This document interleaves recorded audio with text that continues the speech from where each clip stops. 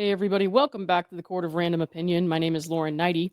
I've been extensively following the Justin Baldoni versus Blake Lively case for almost a year now. Things really slowed down on the docket lately, which I think was to be expected at this point. So the last time I did anything on this topic was when that secret recording used by Blake Lively came out, the one that Claire Ayub took of Steve Sarowitz without his knowledge. I was in San Francisco last week to watch and cover another court case. Unfortunately, that didn't work out the way we wanted it to. I'm going to have to go back next week. But while I was gone, we had another big thing come out where Blake Lively and Stephanie Jones are each separately accusing Justin Baldoni and the Wayfarer parties of spoliation of evidence. Well, since I missed that, I was actually just going to wait for their response and see what they had to say, but I figured it couldn't hurt to go over it for a minute here. This isn't going to be terribly thorough. I'm not going to read through the whole thing word for word, but I will just give you some quick thoughts that I had about it. Also, remember that Jennifer Abel's amended claims against Stephanie Jones are due on Friday. So I'll be keeping an eye out for that and anything else that may come up in the meantime.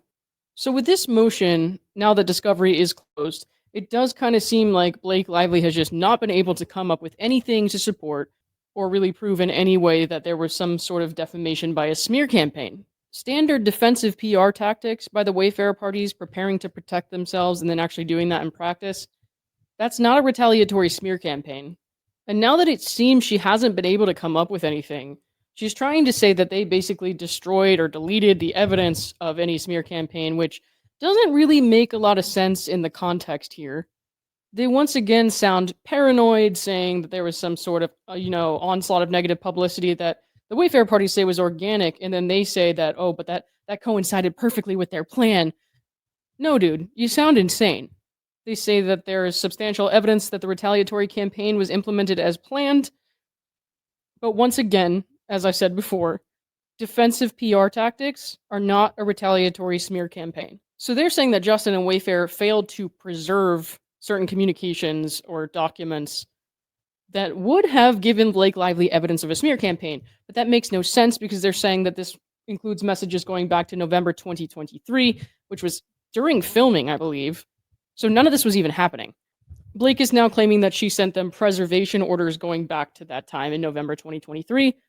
She's trying to say that something in her 17-point list of demands was some sort of affirmative demand to preserve all communications. But this doesn't exactly track. So the complaint here is that none of the defendants ever produced any signal communications predating December 20th, 2024. And why the fuck would they? This is because they use Signal to communicate, which is a really popular means of communication. Even government agencies have used Signal. So using Signal in and of itself, despite some public commentary from the Lively side, is not actually any sort of admission or suggestion of guilt. Using the auto-delete function for Signal messages is pretty typical. So they're saying that there were communications or voice memos sent on Signal that would have been evidence for their side that were not preserved because they were auto-deleted. Mind you, the time period for which these communications were sent seems kind of stupid. So they make it sound like this huge nefarious thing, saying they're demonstrating the decision to conduct business with no paper trail, and this was their plan all along. But that's ridiculous, because back in November, if they were using Signal with auto-delete, November 2023, mind you, so it's been almost 2 years.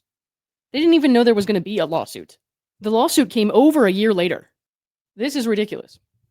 So this is what they're now considering to be some sort of affirmative demand to save all of those messages from November 2023 on. In her list of protections or demands or whatever, they wrote in a warning that said, our client is prepared to pursue her full legal rights and remedies if the production is unwilling to accept or uphold these protections. This is not actually a demand to preserve communications. It's not notification of a pending lawsuit. And it's kind of embarrassing that they're trying to use this to demonstrate some sort of demand for preservation at this point, because in an earlier filing, they have totally contradicted themselves.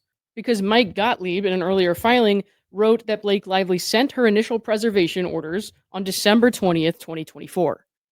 Over a year after they're now claiming they asked them to preserve communications.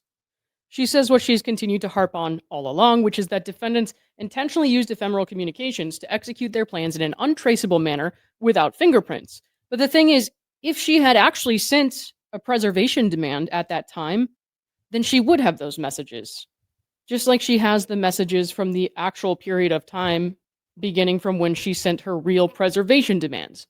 She makes it sound like they were doing something super shady, but they, like many others, We're just using a standard means of communication that people do with their work colleagues. And the auto delete function is, once again, a standard thing that many people use.